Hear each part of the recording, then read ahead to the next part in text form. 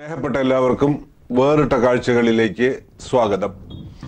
ഔദ്യോഗിക രേഖകൾ പ്രകാരം തൃശൂർ ജില്ലയിലെ കൊടുങ്ങല്ലൂർ താലൂക്ക് ഹെഡ്ക്വാർട്ടേഴ്സ് ആശുപത്രിയിൽ 176 കിടക്കകളും 26 മെഡിക്കൽ ഓഫീസർമാർ ഉൾപ്പെടെ 170ഓളം ഉദ്യോഗസ്ഥരും ഉണ്ട്. നിത്യേന 2000ഓളം രോഗികൾ ചികിത്സ തേടിയെത്തുന്നു. 3-4 കുട്ടികൾ പിറക്കുന്നു. തീരദേശമായതുകൊണ്ട് എപ്പോഴും സംഭവിച്ചേക്കാവുന്ന കടൽക്ഷോഭവും പകർച്ചവ്യാധികളും അത്യാഹിതങ്ങളും നേരിടാൻ കാഷ്വാലിറ്റി യൂണിറ്റും സദാ സന്നദ്ധമാണ്. ഇത്രയും തിരക്കുള്ള ഒരു ആശുപത്രിയുടെ മുഖ്യ ചുമതലക്കാരൻ എല്ലാ മേലധികാരികളുടെയും സഹപ്രവർത്തകരുടെയും പരിപൂർണമായ സമ്മതത്തോടെയും ആശീർവാദത്തോടെയും ഇടയ്ക്കിടെ കാടുകളിൽ അലഞ്ഞുതിരിഞ്ഞ് പക്ഷിമൃഗാദികളോട് ചങ്ങാത്തം കൂടി അവയുടെ ചിത്രങ്ങൾ ശേഖരിക്കുന്നു. വേറിട്ട കാഴ്ചകളിൽ ഇന്ന് ആ അനുഭവങ്ങളാണ് ഡോക്ടർ റോഷ് TV ഇവിടെ പങ്കുവെക്കുന്നത്. യാത്രകൾ ഫ്രീക്വൻ്റായിട്ട് പോകാറുണ്ടാവും. ഒരു ഫോട്ടോഗ്രാഫിയിലേക്ക് അങ്ങനെ കാര്യമായിട്ട് വരാറില്ല. ഒരു സമയത്ത് മുതുമലയിൽ നിന്നൊരു ജീപ്പ് സഫാരിയുടെ ഇടയിൽ ഒരു പോത്തിനടുത്തുനിന്നൊരു പിക്ചർ എടുത്തായിരുന്നു, കാട്ടുപോത്തായിരുന്നു. അപ്പോൾ ഗോറിൻ്റെ ഫോട്ടോ എടുത്തു.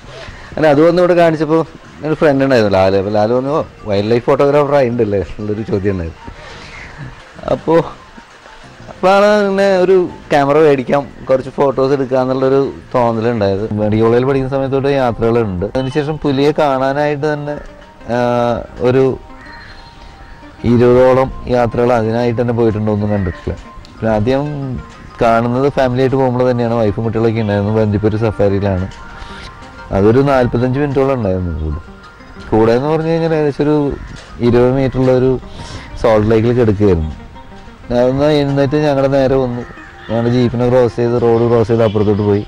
അതുപോലെ ഇതുവരെ ടൈഗറിനെ പിന്നെ സൈറ്റ് ചെയ്തിട്ടില്ല. പക്ഷെ ഒരു 14 ഇയേഴ്സ് വെയിറ്റ് ചെയ്തിട്ടാണ് ഒരു ടൈഗറിനെ കണ്ടത്. പക്ഷെ അതിപ്പോഴും എന്താ പറയുക, ബെസ്റ്റ് ടൈഗർ സൈറ്റിങ് അത് തന്നെയായിരുന്നു എന്ന് പറയാം. ഫസ്റ്റ് ടൈഗർ സൈറ്റിംഗ് ആണ് ഇപ്പോഴും നല്ല ഫോട്ടോസായിട്ട് കിട്ടുന്നില്ല. അതെല്ലാം ഞാൻ എടുത്തുള്ള നിക്കോണിൻ്റെ D3000-ഉം ടാമറോണിൻ്റെ ഒരു 150-300 ലെൻസും വെച്ചിട്ടാണ്.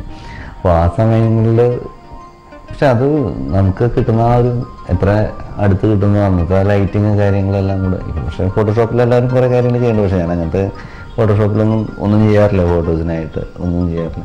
പക്ഷെ ആ ക്യാമറയിൽ ഫസ്റ്റ് ആ D3000-ൽ കിട്ടിയിട്ടുള്ള അത്രയ്ക്കും റിസൾട്ട് കിട്ടുന്നുണ്ട് ക്യാമറയിൽ എന്ന് വെച്ചാലും ഭാഗ്യം ആ സൈഡിലായിരുന്നു. എന്നെ സംബന്ധിച്ചോളം ഫസ്റ്റ് ഒരു എക്സൈറ്റ്മെൻ്റാണ് കണ്ടു കഴിഞ്ഞാലുണ്ടാകുന്നത്.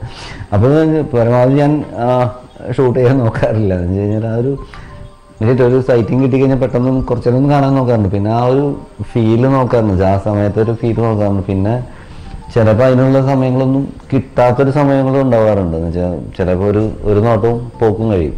ടൈഗറൊക്കെ ആണെങ്കിൽ തന്നെ ചിലപ്പോൾ ഒന്ന് തടയിട്ട് കഴിഞ്ഞ് പിന്നെ ഉള്ളിലേക്ക് കഴിഞ്ഞ് കഴിഞ്ഞാൽ ചിലപ്പോൾ ഓപ്പണിലേക്ക് കിട്ടാറില്ല. പക്ഷേ അപ്പോൾ ആ സമയങ്ങളിലൊക്കെ അങ്ങനെ നമ്മൾ സിറ്റുവേഷൻ അനുസരിച്ചാണ്. പക്ഷേ ഷാർപ്നെസ് അങ്ങനത്തെ കാര്യങ്ങൾ നമ്മൾ ഷൂട്ട് ചെയ്യാനാണ് മെയിനായിട്ട് ചെയ്യുക.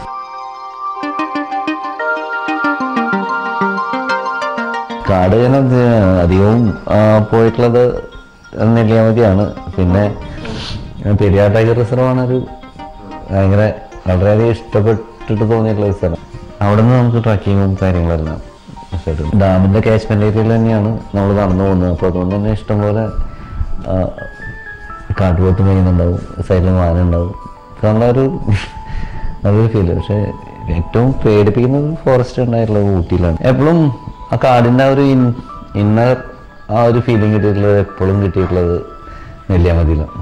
നെല്ലിയാമ്പതി പോകുമ്പോൾ നമുക്ക് വേറെ റെസ്ട്രിക്ഷൻസ് സൈറ്റിംഗ് ഒക്കെ വളരെ കുറവായിരിക്കും നെല്ലിയാമ്പതി പോയി കഴിഞ്ഞാൽ. പക്ഷേ ആ ഒരു കാടിൻ്റെ ഒരു ഫീൽ ഉണ്ടാവും എപ്പോഴും. ഏറ്റവും അവസാനം ഞാൻ പോയത് 3 സ്ഥലത്ത് പോയിരുന്നു. ഒരു ദിവസം കബനി പോയി, അതിനുശേഷം കേകുടി എന്ന് പറഞ്ഞൊരു സ്ഥലത്ത് പോയി. കേകുടി കഴിഞ്ഞ് പിന്നെ വരുന്ന വഴിക്ക് മസനഗുഡി കൂടെ കയറിയിട്ടാണ് വന്നത്. ഓഫ് റോഡ്സ് അത് അവിടെ ജീപ്പ് സഫാരി തന്നെയാണ് മെയിനായിട്ട് അവരുള്ളത്. പിന്നെ അവിടെ ഫോറസ്റ്റിലാണ് അവർ ക്യാമ്പ്. നമ്മൾ ക്യാമ്പ് ചെയ്യുന്ന ഫോറസ്റ്റിലാണ്. അത് ടെൻറ്റഡ് ആണ്, സ്റ്റേ കാടിൻ്റെ ഉള്ളിൽ തന്നെയാണ്. അപ്പോൾ അതിൻ്റെ ഒരു വൈൽഡായിട്ടുള്ളൊരു ഫീലിംഗ് ഉണ്ട്. ഒരു ഫോറസ്റ്റിലാണ് താമസിക്കുന്നുള്ളൊരു ഫീലിംഗ് കിട്ടാറുണ്ട് അവിടെ.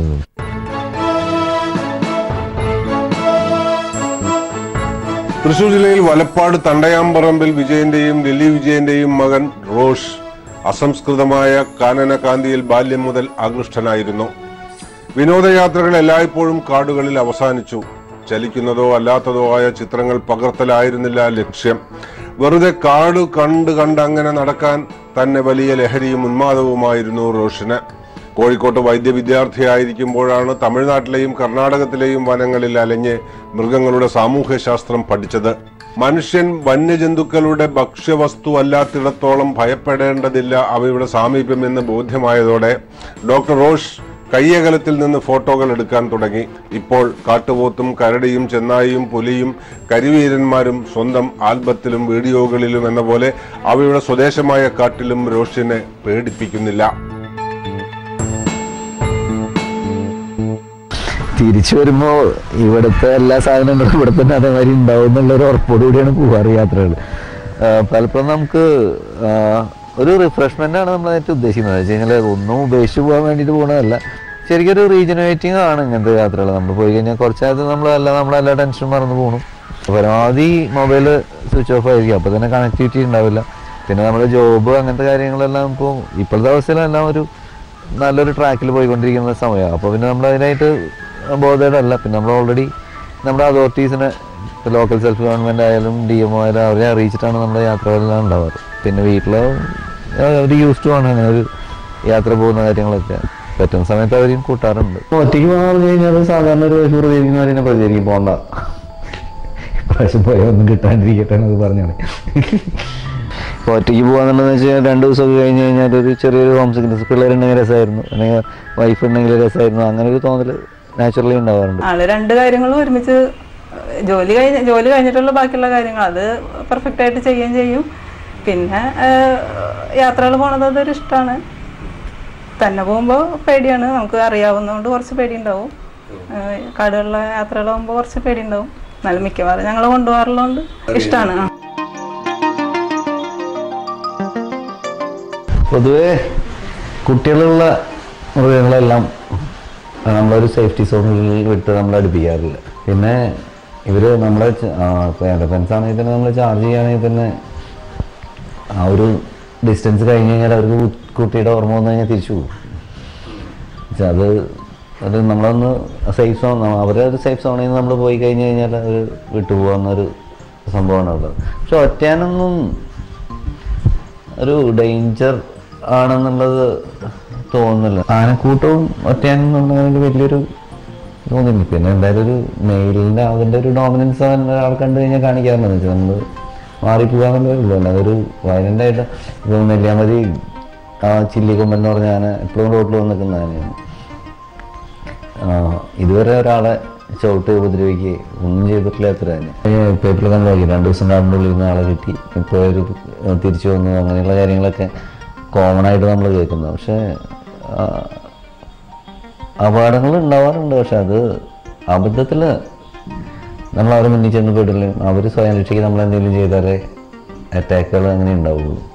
പൊതുമാതിരി മൃഗങ്ങളെല്ലാം തന്നെ നമ്മുടെ മുന്നിൽ വരാതെ മാറിപ്പോകാൻ ശ്രമിക്കുന്ന ആൾക്കാരാണ്.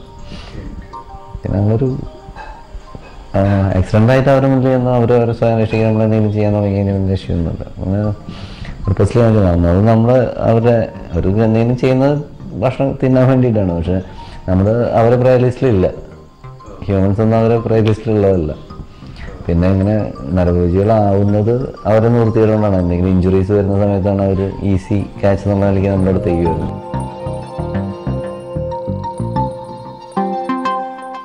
പലപ്പോഴും ഫ്രണ്ട്സ് എല്ലാം കൂടെ ചിലപ്പോഴും ഫ്രണ്ട്സുകൾ വരാറുണ്ട്. അപ്പോൾ അവർ പറയും ഈ പോയ സ്ഥലത്തേക്ക് തന്നെ പോകുന്നത് എന്താണെന്ന് ചോദിക്കുന്നത്. പക്ഷെ ഒന്നും എന്താ പറയുക, സ്ഥായിയായ മാറ്റങ്ങൾ ചില സ്ഥലങ്ങൾ പോകുമ്പോൾ തന്നെ കാണാറുണ്ട്. അപ്പോൾ ഇയേഴ്സ് വേണ്ട, ചിലപ്പോൾ ഒരു നെക്സ്റ്റ് 2 ആഴ്ച കഴിഞ്ഞിട്ടുണ്ടെങ്കിൽ 1 മാസം കഴിഞ്ഞ് പോകുമ്പോൾ തന്നെയും ചിലപ്പോൾ ചില മരങ്ങൾ അവിടെ ഉണ്ടാവില്ല, അല്ലെങ്കിൽ ആ ടെറൈൻ തന്നെ മാറിയിട്ടുണ്ടാവും, അല്ലെങ്കിൽ കാലാവസ്ഥ കൊണ്ട് തന്നെ ആ ടെറൈൻ മാറിയിട്ടുണ്ടാവും. ചില സമയങ്ങളിൽ നല്ല ഭംഗിയായിട്ടുള്ള ഇതാണെന്ന് വെച്ച് കഴിഞ്ഞാൽ പിന്നെ കാലാവസ്ഥയിൽ തന്നെ പലപ്പോഴും മരങ്ങൾ പോകുന്നതോടുകൂടെ തന്നെ അതിൻ്റെ ടെറൈൻ മാറും. പക്ഷേ ചിലപ്പോൾ ബന്ദിപ്പൂരൊക്കെ ചില സമയങ്ങളിൽ ഒരു മഴയ്ക്ക് മുമ്പ് പോകുന്നതും മഴ കഴിഞ്ഞ് ചെല്ലുന്നതും ഭയങ്കര വ്യത്യാസം. ഒരു പല കളറായിരുന്നു. ചിലപ്പോൾ തന്നെ ഒരു 5 ഫീൽഡ് തന്നെ നമുക്ക് ചിലപ്പോൾ ഒരു ഫ്രെയിമിലൊക്കെ കിട്ടും. പ്രദർശനം വളരെ കുറവാണ്. അങ്ങനെ ഞാനൊന്നും ചെയ്തിട്ടൊന്നുമില്ല. ഒരു പ്രാവശ്യം ഇവിടെ നാട്ടിക സ്കൂളിൽ ഒരു ചെറിയൊരു പ്രദർശനം നടത്തിയായിരുന്നു. പിന്നെ ഹോസ്പിറ്റൽ സ്റ്റാഫെല്ലാം നിർബന്ധിച്ചുകൊണ്ട് ഹോസ്പിറ്റലിൽ വരുന്നവർക്ക് വേണ്ടിയിട്ട് ഒരു പ്രാവശ്യം ചെയ്തായിരുന്നു. എൻ്റെ ഒരു പാഷന് വേണ്ടി ചെയ്യുന്നൊരു സംഭവമാണ്. അതൊരു പബ്ലിസിറ്റി, ഞാനൊരു സോഷ്യൽ മീഡിയയിലോ അല്ലെങ്കിൽ ഒരു പേജ് ഉണ്ടാക്കുക അങ്ങനത്തെ കാര്യങ്ങളൊന്നും ചെയ്തിട്ടില്ല. പിന്നെ കുറച്ച് നമ്മുടെ ഫ്രണ്ട്സാണ് ഈ ഇടയ്ക്ക് ഫേസ്ബുക്കിലെല്ലാം ഇടയ്ക്ക് ഫോട്ടോ എടുത്ത് പോസ്റ്റ് ചെയ്യുന്നത്. ഡോക്ടർ എടുത്തുകൊണ്ട് വരുന്ന ചിത്രങ്ങൾ ഇത് നോക്കാനും അല്ലെങ്കിൽ പ്രിന്റ് അടിക്കാനൊക്കെ ഒരു 100-500ഓളം ചിത്രങ്ങൾ പ്രിന്റ് അടിച്ച് ഇത് ചെയ്തിട്ട് ഇവിടെ വെച്ചിട്ടുണ്ട്. അപ്പൊ ഞാൻ പറഞ്ഞു വെച്ച് കഴിഞ്ഞാൽ ഡോക്ടറെ ഒരു ചിത്ര പ്രദർശനം നമുക്ക് നടത്തണം, ഒരു നല്ലൊരു ചിത്ര പ്രദർശനം നടത്തണം. അപ്പൊ ഡോക്ടർ പറഞ്ഞു അതൊന്നും വേണ്ട, ഞാൻ എൻ്റെ ഒരു സന്തോഷത്തിന് അല്ലെങ്കിൽ എൻ്റെ ഒരു ഇതിനൊക്കെ എടുക്കണതാണ്. സാർ എടുത്തുള്ളതെന്ന് വെച്ച് കഴിഞ്ഞാൽ സൂല് കാണാത്ത മൃഗങ്ങളാണ്. കുട്ടിത്താവാങ്കം എന്നൊക്കെ പറഞ്ഞൊരു സംഭവിക്കുന്നുണ്ട്. ആ സാധനത്തിനൊന്നും സൂല് നമുക്ക് കാണാൻ പറ്റില്ല. ഇതൊക്കെ വെച്ചിട്ട് നമ്മൾ SNDP LP സ്കൂളിലാണ് ഒരു ചിത്ര പ്രദർശനം ആദ്യമായിട്ട് സംഘടിപ്പിക്കുന്നത്. അത് ഭയങ്കര വിജയകരമായിരുന്നു. അതിനുശേഷം പല സ്കൂളുകളിലും ഒക്കെ ഇതിനെ ഛായാഗ്രഹണവും വനസഞ്ചാരവും ആത്മാവിന്റെ ഉത്തേജക വസ്തുക്കളാണെങ്കിലും തിരക്കൊഴിയാത്ത ഒരു സർക്കാർ ആശുപത്രിയുടെ മേധാവി എന്ന നിലയ്ക്ക് ജോലിയിൽ ഒരു വിട്ടുവീഴ്ചയ്ക്കും ഡോക്ടർ റോഷ് തയ്യാറല്ല. ഉന്നത വിദ്യാഭ്യാസ മേഖലയിൽ അധ്യാപകരായിരുന്ന മാതാപിതാക്കളിൽ നിന്ന് പാരമ്പര്യമായി വന്നു ചേർന്ന ഉത്തരവാദിത്വ ബോധം ഈ സൂപ്രണ്ടിനെ സദാ കർമ്മനിരതനാക്കി തന്നെ നിർത്തുന്നു. മാലിന്യ സംസ്കരണ സംവിധാനം മുതൽ കുട്ടികളുടെ പാർക്കും പൂന്തോട്ടവും വരെ സജ്ജമാണ് ഡോക്ടറുടെ ആശുപത്രിയിൽ. സൗജന്യ ഡയാലിസിസ് യൂണിറ്റ്, രക്തസംഭരണവും ശേഖരണവും, സ്തനാർബുദ പരിശോധന, സ്കാനിങ്ങിനുള്ള സൗകര്യം തുടങ്ങിയവയെല്ലാം സേവന സന്നദ്ധരായ സഹപ്രവർത്തകരുടെ സഹായത്തോടെ താലൂക്ക് തലത്തിലുള്ള തന്റെ സ്ഥാപനത്തിൽ ഡോക്ടർ റോഷ് വിദഗ്ധമായി കൊണ്ടു നടക്കുന്നു. കഴിഞ്ഞ വർഷം ആസ്പത്രിക്ക് ആരോഗ്യ കേരളം പുരസ്കാരവും ലഭിച്ചു. സ്വയം തിരഞ്ഞെടുത്താന്ന് പറഞ്ഞാൽ ശരിയാവില്ല. ഒരു ആക്സിഡൻ്റലായിട്ടാണ് ഇതിലേക്ക് വന്നിട്ടുള്ളത്. എന്ന് വെച്ച് കഴിഞ്ഞാൽ പ്രീ ഡിഗ്രിക്കൊക്കെ പഠിക്കുന്ന സമയത്ത് എൻട്രൻസിന് അന്നൊരു MBBS പോകാം ആയിക്കോട്ടെ, പക്ഷെ അതിൻ്റെ ഇന്ന സ്പെഷ്യാലിറ്റി ചെയ്യണം, ഇന്ന രീതിയിൽ പോകണം എന്നുള്ളൊരു പ്ലാനൊന്നും ഉണ്ടായിരുന്നില്ല. അപ്പോൾ പഠിക്കാം. സർവീസിൽ ഞാൻ ഇനീഷ്യലി ജോയിൻ ചെയ്ത് 2001 ജോയിൻ ചെയ്യുന്നത് ഇളവള്ളിയിലാണ്. ഒരു മാസത്തിൻ്റെ ഒരു 39 ദിവസം അവിടെ വർക്ക് ചെയ്തുള്ളൂ. അതിനുശേഷം കൈപ്പോങ്ങരം നമ്മുടെ വീടിൻ്റെ അടുത്ത് തന്നെയാണ്. കൈപ്പോങ്ങരം ഗ്രാമപഞ്ചായത്തിൻ്റെ പ്രാഥമിക ഒരു 3.5 വർഷത്തോളം വർക്ക് ചെയ്തു. അതിനുശേഷം പിന്നെ നാട്ടിലേക്ക് മാറി. വാൽപ്പാട് തന്നെയായിരുന്നു. ഒരു 9 വർഷത്തോളം കണ്ടിന്യൂസ് ആയിട്ടുള്ള സർവീസ് വാൽപ്പാട് CHCയിലുണ്ടായിരുന്നു. അതിനുശേഷമാണ് പ്രൊമോഷനായിട്ട് മഞ്ചേരിയിലൊരു 4 മാസം വർക്ക് ചെയ്തു. പിന്നെ ഇങ്ങോട്ടേക്ക് വന്നത്. ഒരു സർവീസ് ഡോക്ടർ എന്ന നിലയിൽ സാധാരണ ഈ കാലത്ത് ഡോക്ടർമാർ, പ്രത്യേകിച്ച് യുവതലമുറയിൽ വരുന്നവർ, ആ ഗവൺമെൻറ് പ്രിസ്ക്രൈബ് ചെയ്ത സമയത്ത് മാത്രം ആശുപത്രിയിൽ ചെലവഴിച്ച് പോകുക എന്നുള്ളതാണ്. അത് ഡോക്ടർ റോഷിനെ സംബന്ധിച്ചിടത്തോളം ഒരു അപവാദമാണ്. 24 മണിക്കൂറും സേവനം. ഏത് സമയത്ത് ആശുപത്രിയിലേക്ക് വിളിച്ചാലും ഓടിയെത്തും. യാതൊരു കംപ്ലൈൻറ്റിനും ഇട കൊടുക്കാറില്ല. എന്നാൽ ഡയഗ്നോസ് ചെയ്യാനും നല്ല മിടുക്കൻ, അതേപോലെ ലീഡർഷിപ്പ് ക്വാളിറ്റി ഉണ്ട്. അപ്പോൾ അതുതന്നെയാണ് ഇപ്പോൾ കൊടുങ്ങല്ലൂർ ആശുപത്രിയിൽ ഇപ്പോൾ സൂപ്രണ്ടായിട്ടിരിക്കുന്ന നല്ല നിലയിൽ നല്ലൊരു പ്രവർത്തനമാണ് അവിടെ കാഴ്ചവെക്കുന്നത്. HMC ആണ് മെയിനായിട്ട് നമ്മൾ എല്ലാ കാര്യങ്ങളും ഗവൺ ചെയ്യുന്നത്. മുനിസിപ്പാലിറ്റിയുടെ കീഴിലാണ് ആശുപത്രി. HMC വളരെ കാര്യക്ഷമമായിട്ട് ഇടപെടുന്നുണ്ട്. 2014-15 സാമ്പത്തിക വർഷത്തിൽ എൻ്റെ പ്രൊജക്റ്റുകളുടെ വർക്കുകൾ ഞാൻ വരുമ്പോൾ തുടങ്ങിയിട്ടുണ്ടായിരുന്നു. ആ വർക്കുകളെല്ലാം നമ്മൾ കംപ്ലീറ്റ് ചെയ്തു. പിന്നെ 2015-16 ഏകദേശം ഒരു 1 കോടിയുടെ വികസന പ്രവർത്തനങ്ങൾ മുനിസിപ്പാലിറ്റിയുടെ നടന്നുകൊണ്ടിരുന്നുണ്ടായിരുന്നു. NSNMPയിലാണ് അവിടുത്തെ ഡയാലിസിസ് യൂണിറ്റ്, പിന്നെ സ്ഥാനാർബുദ നിർണ്ണയത്തിനായിട്ട് ഒരു മാമോഗ്രാം യൂണിറ്റ്, ഡയാലിസിസ് യൂണിറ്റ്. നമ്മൾ ടോട്ടലി ഫ്രീ ആയിട്ടുള്ളൊരു സർവീസാണ് ചെയ്യുന്നത്. നല്ല ഇടപെടലുകളാണ് അദ്ദേഹം ഈ പൊതുസമൂഹത്തിന് വേണ്ടി ചെയ്തുകൊണ്ടിരിക്കുന്നത്. പ്രത്യേകിച്ച് ഞങ്ങൾക്ക് ആപത്ത് വരുന്ന കാലം എന്ന് പറയും, എങ്കിൽ നല്ലോണം സാംക്രമിക രോഗങ്ങൾ വരുന്ന കാലം, ഓക്കി ദുരന്തം വന്ന സമയം, പെട്ടെന്ന് നല്ലോണം മറ്റ് പ്രതിക്ഷോഭങ്ങൾ ഉൾപ്പെടെ വരുന്ന സമയത്ത്, അല്ലാതെ ഉള്ള സമയത്തും നല്ലവണ്ണം പൊതുജനങ്ങളുമായി ബന്ധപ്പെട്ട് ജനപ്രതിനിധികളുമായി ബന്ധപ്പെട്ട് സഹായിക്കുന്ന ഒരു ഇത് ഒരൊറ്റ ദിവസം കൊണ്ട് ഉണ്ടായിട്ടുള്ള ഒരു സംഭവമല്ല. നമ്മൾ വളരെ ഒരു ശോചനീയമായ അവസ്ഥയിലുള്ള ഒരു ആശുപത്രിയായിരുന്നു തുടക്കത്തിൽ. നമ്മൾ ക്രമേണ ഒരു കാര്യം ചെയ്യുമ്പോൾ അതിൻ്റെ ഫ്യൂച്ചറായിട്ടുള്ള ഡെവലപ്മെൻറ്റുകൾ പിന്നെ എന്താ ചെയ്യണമെന്നുള്ള രീതിയിൽ വന്നു. അപ്പോൾ അതുകൊണ്ട് തന്നെ കുറേ ചെയ്ത പ്രവർത്തികളിലും കുറേ ഡിഫക്റ്റുകളുണ്ട്. സ്റ്റാഫിന് നല്ല സഹകരണമുണ്ട്.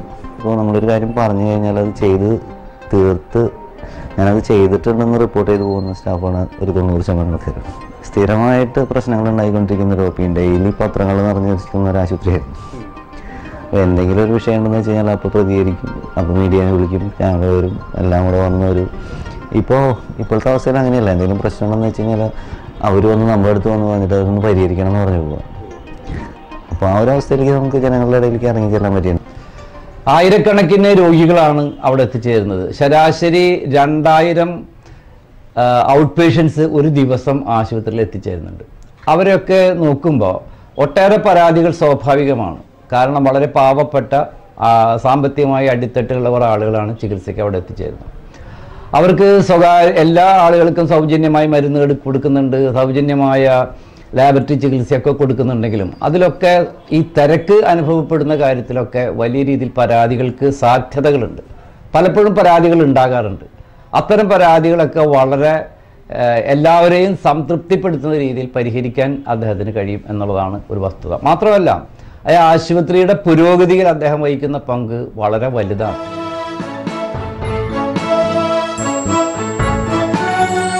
ഒരു കാലത്ത് ആരോഗ്യത്തിന്റെ കാര്യത്തിൽ കേരളം ലോകത്തിന്റെ മാതൃകാ സ്ഥാനമായിരുന്നുവെങ്കിൽ ഇന്നതിൽ വലിയ വിള്ളലുകൾ വീണിരിക്കുന്നു എന്ന് ഡോക്ടർ റോഷ് കണ്ടെത്തുന്നു. കണ്ണും കാതും മുറയ്ക്കുന്നതിന് മുൻപ് തന്നെ കേരളത്തിലെ കുഞ്ഞുങ്ങൾ 3-4 മണിക്കൂർ തുടർച്ചയായി ഇലക്ട്രോണിക് സ്ക്രീനുകളിലേക്ക് നോട്ടമുറപ്പിച്ചിരിക്കുന്നത് ആർക്കു വേണ്ടിയാണെങ്കിലും നാടിന്റെ നന്മയ്ക്ക് വേണ്ടിയല്ലെന്ന് ഡോക്ടർക്ക് ഉറപ്പുണ്ട്. കുട്ടികൾക്ക് കളിയില്ല, കൂട്ടുകെട്ടില്ല, വീട്ടിലുണ്ടാക്കിയ ഭക്ഷണവുമില്ല. യുവാക്കൾക്കിടയിൽ ഏകാകിതാബോധവും അക്രമവാസനയും വർദ്ധിക്കുന്നതിന്റെ കാരണങ്ങൾ അന്വേഷിച്ച് നാം അകലെയൊന്നും അലയേണ്ടതില്ല എന്നും വീട്ടിൽ തന്നെ സൂക്ഷിച്ചു നോക്കിയാൽ മതിയെന്നും വനയാത്രികനായ ഈ ബിഷഗുരൻ സാക്ഷ്യപ്പെടുത്തുന്നു.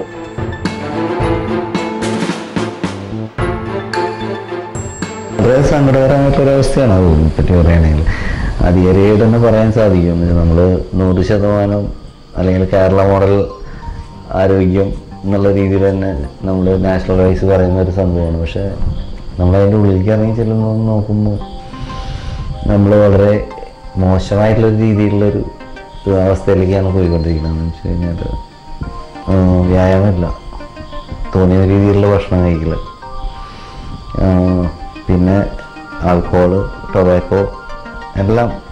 പിന്നെ യൂത്തിനെ സംബന്ധിച്ചിടത്തോളം ഒരു നെറ്റിലേക്കുള്ളൊരു അഡിക്ഷൻ, സോഷ്യൽ മീഡിയ എല്ലാവരും ഒരു അഡിക്ഷൻ തന്നെയാണ്. വെച്ചാൽ നമ്മളെ ഒരു സ്ഥലത്തേക്ക് പിടിച്ചെടുത്താണിപ്പോൾ ഒരു 2-3 മണിക്കൂറൊക്കെ ഒരു ഫോൺ കൊടുത്തു കഴിഞ്ഞാൽ ഒരു കുട്ടി ഇറങ്ങിയിരിക്കാന്ന് പറഞ്ഞു കഴിഞ്ഞാൽ അവൻ്റെ ലൈഫ് എങ്ങനെയാണ്? സ്കൂൾ വിട്ട് വന്നു കഴിഞ്ഞാൽ നമ്മുടെയൊക്കെ ഒരു കാലത്തിൽ സ്കൂൾ വിട്ട് കഴിഞ്ഞാൽ ബാഗ് വലിച്ചെറിഞ്ഞ് ഒരു ചായം കുടിച്ച് കഴിഞ്ഞാൽ ഇറങ്ങി കഴിഞ്ഞാൽ പിന്നെ 6 മണിക്ക് തിരിച്ചു വരുന്നു, ഏകദേശം ഒന്ന് കുളിപ്പിച്ചെടുക്കുന്ന ഒരു ഇതിലായിട്ട് വരും. ഇപ്പോൾ അങ്ങനത്തെ കുട്ടികളൊക്കെ വളരെ കുറവാണെന്ന് വെച്ച് കഴിഞ്ഞാൽ ഒരു പുറത്ത് പോയി കളിച്ച് കുറച്ച് നേരം ആ ഒരു ഇല്ലാതായി പോകുന്ന സൗഹൃദങ്ങൾ തന്നെയാണ് ഈ ആത്മഹത്യക്കാർക്ക് കൂട്ടാനുള്ള കാരണങ്ങളൊക്കെ.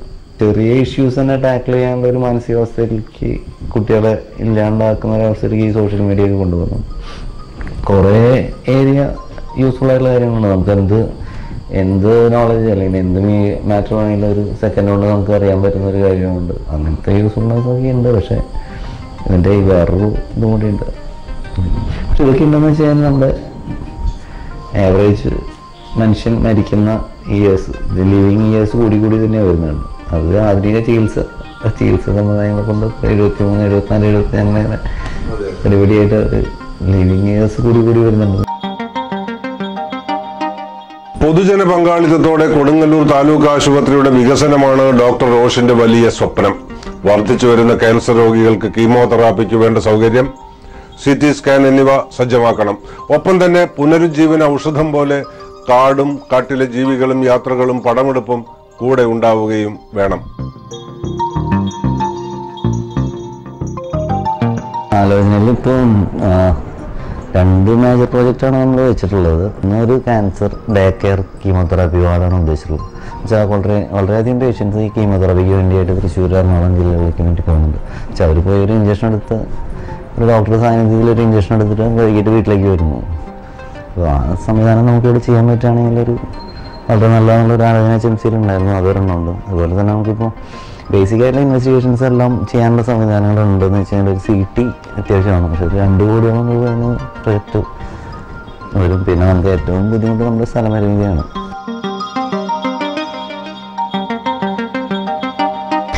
രണ്ടും 2 തരത്തിലാണ് പോകുന്നത്. ഫോട്ടോഗ്രാഫി ഒരു ഡൈവേർഷനാണ്, പ്രൊഫഷൻ ഡോക്ടറാണ്. അപ്പോൾ നാച്ചുറലി രണ്ടിനും സാറ്റിസ്ഫാക്ഷൻ ഉണ്ട്. പക്ഷേ പ്രൊഫഷനാണ് നമ്മൾ കൂടുതലായിട്ട് ഫോക്കസ് ചെയ്യുന്നൊരു സംഭവം. ഒരു പ്രൊഫഷണൽ ഫോട്ടോഗ്രാഫർ അല്ല, ആ രീതിയിലാണ് നമ്മളൊരു താല്പര്യം ഫോട്ടോഗ്രാഫിനോടുണ്ട്. അത് വൈൽഡ് ലൈഫിലേക്ക് ആയി. അത് ഞാൻ പറഞ്ഞല്ലോ, ആ തിരക്കിൽ നിന്നുള്ളൊരു രക്ഷപ്പെടലായിരുന്നു മിക്കവാറും, ജോലി തിരക്കിൽ നിന്നുള്ളൊരു രക്ഷപ്പെടലായിരുന്നു അത്. ആ രീതിയിൽ അങ്ങനെ രണ്ടും കൂടെ കൂട്ടിക്കുഴയ്ക്കാൻ നോക്കാറില്ല പലപ്പോഴും.